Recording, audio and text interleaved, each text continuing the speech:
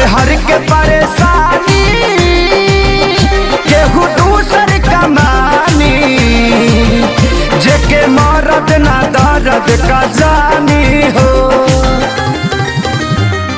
मजा कुल्ही होई बर्बाद, भतारी होई है होली के बाद।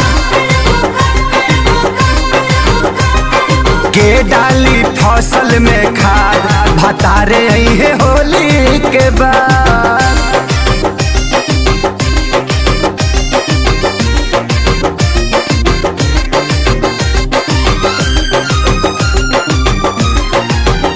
काहे कहिला गवनवा समझ हाथी सजनवा, जब जाए के रहे लुधियानवा।